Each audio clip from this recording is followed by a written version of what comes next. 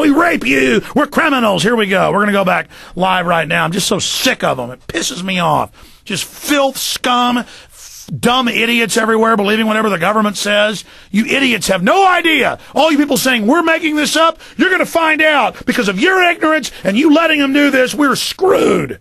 Here we go. 771.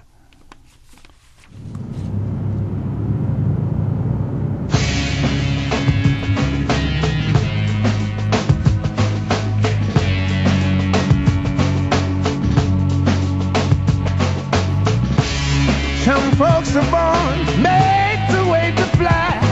Ooh, the red, white, and Bob, in layman's terms, explain, as you were saying behind the scenes for the InfoWars listeners that listen to those key streams,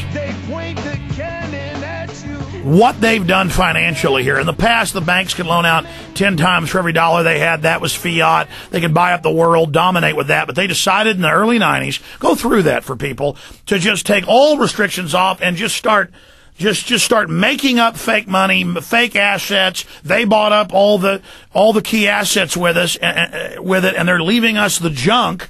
And then militarizing the police as a vanguard to protect them. You know, they're going to call resisting them or not letting them take your farm or house or kids a crime. But how do you see this unfolding? Because they preemptively tried to bring in a police state to block us. They've staged terror attacks to get the cowardly mass to huddle around them and give them support in their evil. I mean, where is this going? Well, I think you've described it. It's going into the streets, and it can't help but get there. And how they've done it financially is via the route of derivatives. A derivative is like a piece of insurance. And if you owned a bond and you're only interested in the yield on the bond and it's 5%, but you don't want to take any risk on the bond itself, whether it'll go up or down, you sell that risk to somebody else.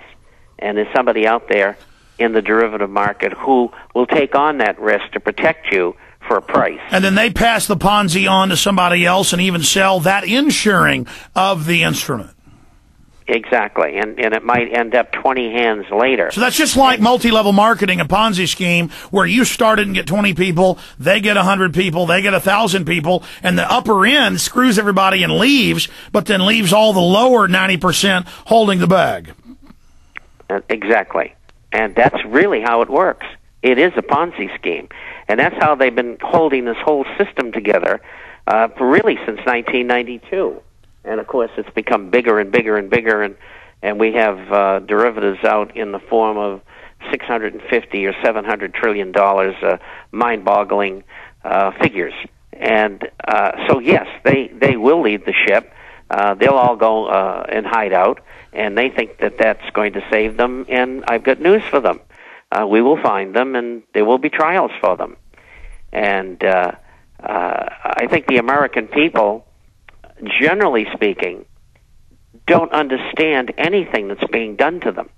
They're confused. They know something's going on, but they just can't understand it. And everybody doesn't listen to a program like Alex Jones.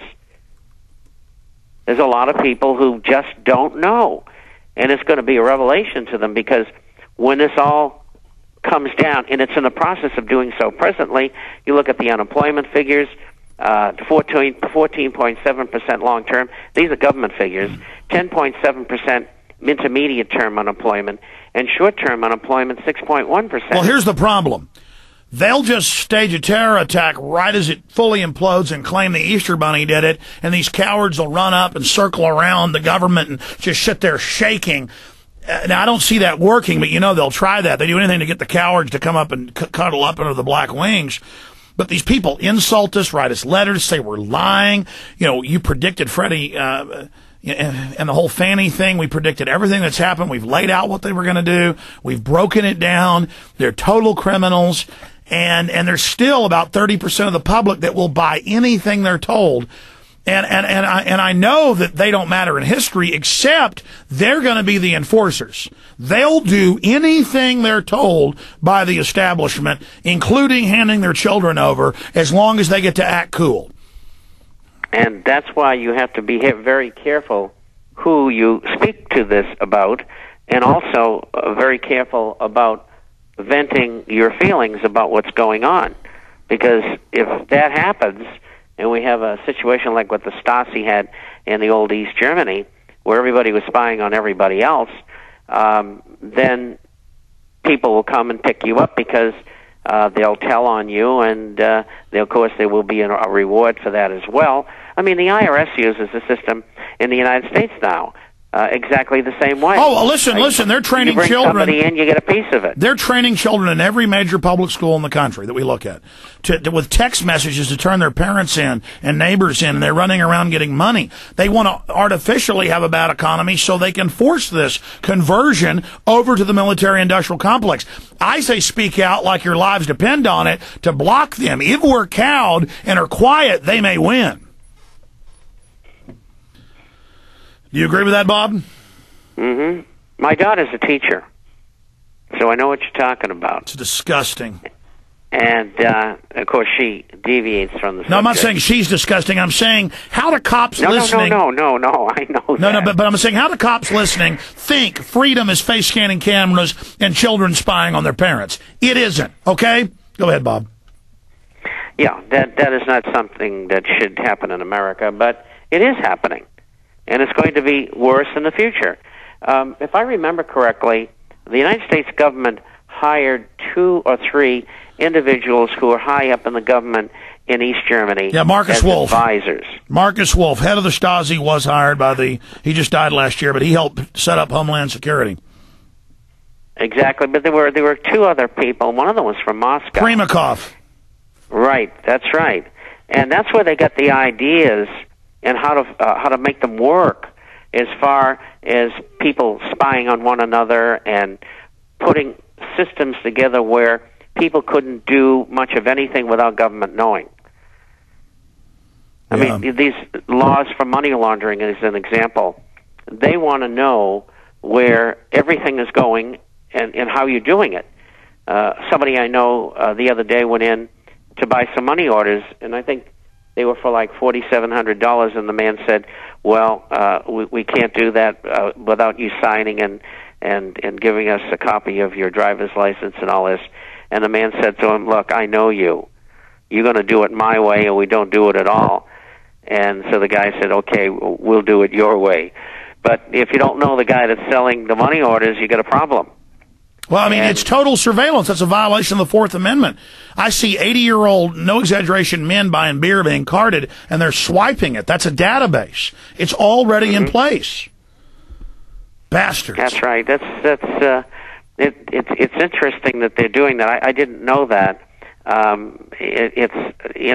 don't have credit cards, and I haven't had them for years. But they've become very dangerous things. Oh, listen, I go in. People thought it was just zip codes. To figure out where to put stores at a Best Buy or wherever. Now you go to pay for, say, $100 worth of videotapes or whatever, or memory sticks, and they go address and name. The same thing at Radio Shack, everywhere else. That's all for a database. And I've read the corporate documents going back 6-7 years ago where they would meet for these big conventions where they say we're being given federal mandates and insurance breaks. That's how they control them. That's how it's all standardized to get everyone habitualized to showing ID for all purchases. It starts with cold medicine, then it's beer, cigarettes, now it's everything. Now major gas chains want you to register with your driver's license before you can use a credit card. It's a tough place to live nowadays, isn't it, Alex? Oh, it's freedom. So much of it. But the illegal aliens... You know, the Pope... What kind of democracy is that? Well, the Catholic bishops are saying, don't track, don't trace, don't arrest illegal aliens, it's of the devil. But there's been 1,000 deaths on one town across the Texas border, hundreds on this side, bedlam and war, and the cops don't arrest illegals for almost anything. They admit it. But the citizens, the book is just thrown at you, and you have no Bill of Rights, and you're more surveilled than East Germany. And that's absolutely true. And that's why a lot of people are saying, gee, I'm 65 years old, I'm not going to put up with this, and they leave the country. I talked to somebody today who said, I'm thinking of going back to the Ukraine. Oh, I know Greeks, Ukrainians, Poles, Arabs, they're all leaving. They've been leaving for years. a lot of Russians said, man, I've seen this before. I'm an anti-communist. I'm getting the hell out of here.